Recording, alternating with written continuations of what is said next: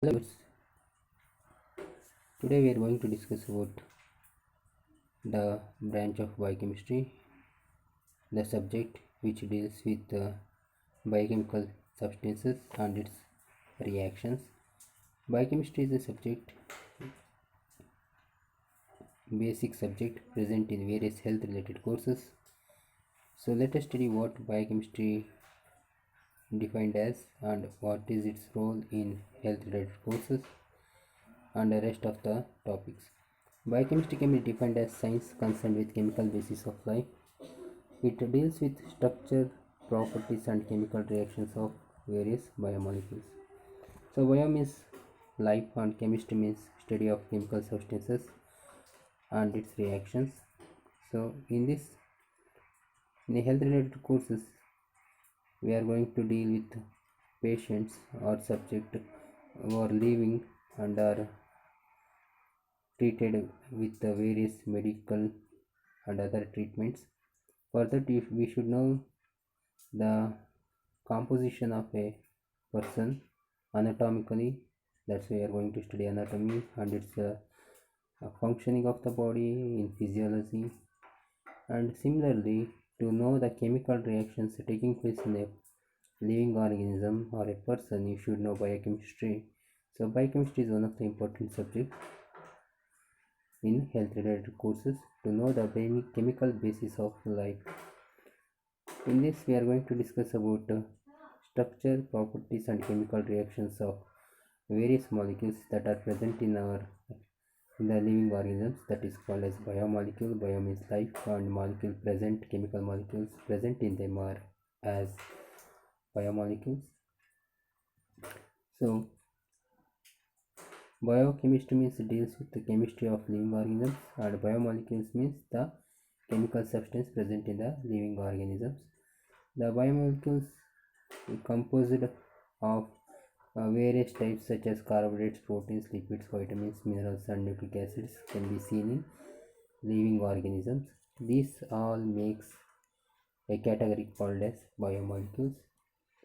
The various biomolecules and its reactions in a fine balanced way of biomolecular reactions gives health, and if any abnormalities in the chemical reactions related to a biomolecule may lead to unhealthy.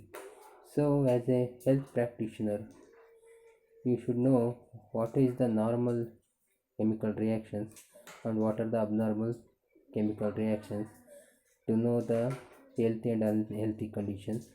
So, by knowing these unhealthy conditions due to abnormal chemical reaction, you can treat with proper procedure. So let us study what is the aim of chemistry.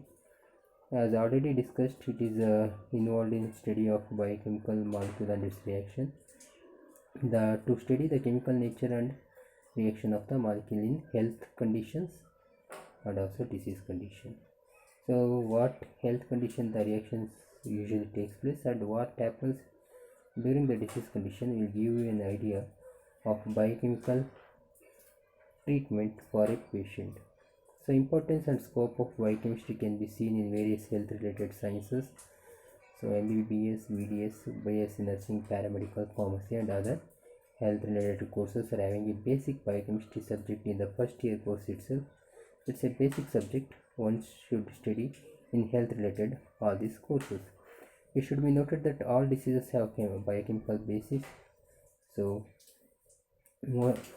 diseases are of several types: uh, biochemical disease, nutritional disease, psychological disease, etc. If psychological disease, to deal with, you are having psychology. Microbial, bacteria, virus related diseases, to know those things, you are having microbiology. So similarly, some diseases are not microbiological or psychological, they are related to some biochemical reactions. So such type of diseases are called as biochemical diseases. To know these diseases and to cure these diseases, you should know biochemistry. So approach to understand this disease and also to diagnose and effective treatment, biochemistry is a important tool or a subject one should study who are practicing health and treatment. So let us see physician diagnose the disease and prescribe the treatment. Physician is going to diagnose the disease and prescribe the treatment, and nurse is going to assess and incorporate and implement of the treatment. So both should know biochemistry. So biochemistry we are having several units. So we will start with or begin with first unit, which is cell structure and function. So as you know, biochemistry deals with living organisms. We should know what living organisms are made up of. So you know that's the basic structure and function of all living organism is a cell. Cell is a word derived from cellula, a enclosed space. Similarly, a cell looks like enclosed space with so many structural organization and with specific activities. So these cells are combined together to form a tissue or organ. Aggregate of cells are going to form a tissue or a organ, and later they are going to make a system of organisms. So tissues are going to make a system of organism. So this is how hierarchy of the structure human body can be seen: cell to tissue, tissues to organism. Cell are of different forms and they differ from shape, size, function, and activities. So you cannot have a single cell universal with a single type of shape or size. So you can come across various type of cells. Cell comes in different shapes, different size, different function, and various activities. So we should know what are the shape and size and function and activities of the different cells. So cell the shape, size, and function of a neuron cell, brain cell, and a nephron cell, kidney cell is different. You can, if you see the shape of both are not same, they are different, but both are cells. So cells have having shape, different size, shape and function. So cell is responsible for various metabolic activities or biochemical activities. So you should know the cell are not going to have different cells are having different shape and size. Next is characteristics of cell, and especially cell based on the nuclear membrane or type of nucleus. We are classified into two types: prokaryotes and eukaryotes. If you come across prokaryotes, they are primitive nucleus, they don't have nuclear membrane, whereas eukaryotes are true nucleus, they are having a nuclear membrane. So based on the nuclear membrane or karyo means nucleus. Based on that, it is classified into two types. So let us see the difference between these. Nucleus in prokaryotes is not well defined, whereas in eukaryotes it is well defined. Well defined means you are having nuclear membrane, outer nuclear membrane, inner nuclear membrane, nuclear pore, nuclear plasm, all this can be seen in the nucleus, where in prokaryotes it is not present. In subcellular organelles, you cannot observe distinct membrane organelles in prokaryotic cell, whereas in eukaryotes you can see distinct membrane bound organelles such as Golgi complex and mitochondria. Cell division in prokaryotes takes place by fission breakdown, whereas in eukaryotic cells it takes place by a cell division called as mitosis. The size of the prokaryotes are very smaller, that is 1 to 10 micrometer, whereas in eukaryotes the size of the cell is from 10 to 100 micrometer. This is the basic differences of prokaryotes and eukaryotes, and example for prokaryotes are bacteria, lower organisms, and eukaryotes with a true nucleus. The examples are highly evolved organisms like plants, animals, and fungus. So this is the structure of cell, where you can see a eukaryotic cell. You can see distinct nucleus with a nuclear membrane, and membrane bound organelles can be seen. Several membrane bound organelles are present, such as mitochondria, Golgi complex, endoplasmic reticulum, peroxisomes, lysosomes. So all these are observed in a eukaryotic cell.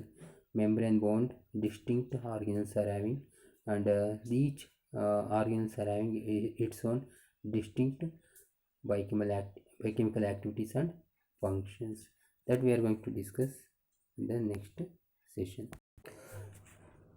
Coming to the structure or morphological features of a cell, human body contains 10 to the power of 14 cells. That means 10 followed by 14 zeros. Such much of cells are present in a human body.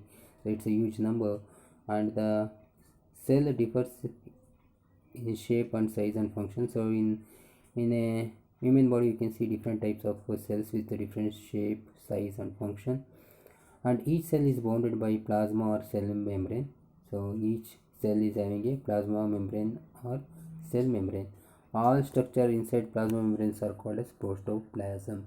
Protoplasm means what are the components that is present below the plasma membrane, they are called as protoplasm. And nucleus is also present in the protoplasm. It is called as central part of the cell, and nuclei is a Greek word which means to center. And protoplasm consists of the cytoplasm and the nucleus. Cytoplasm consists of other cell bound organelles, membrane bound organelles. Membrane bound organelles like mitochondria, endoplasmic reticulum, microsomes, Golgi complex, and ribosomes can be seen. So the biggest part of the protoplasm is cytoplasm and then nucleus.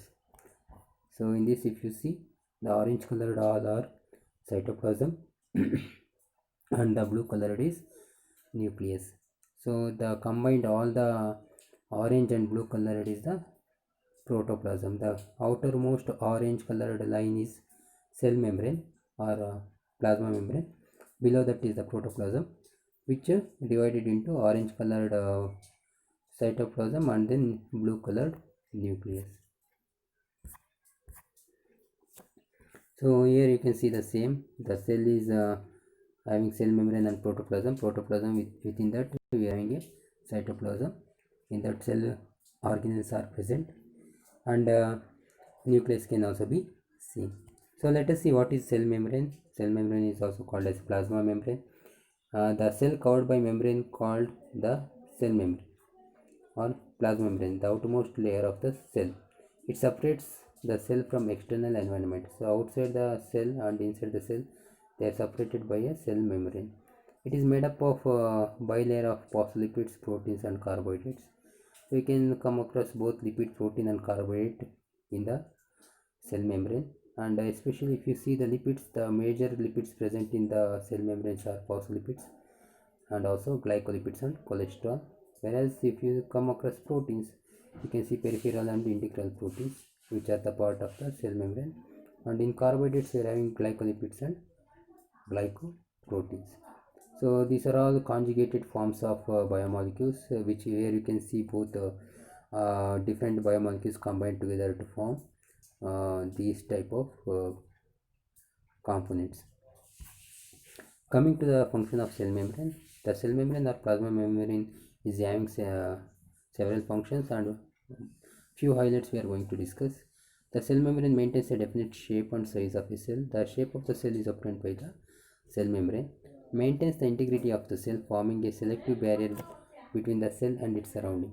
So outer environment of the cell and the inner environment of the cell are being separated by the cell membrane, and through this cell membrane, the molecules are going to be transported by various mechanisms that we will discuss later, and it protects the cytoplasm and cell organelles. So cell membrane acts as a barrier, and it protects the internal cytoplasm and cell organelles.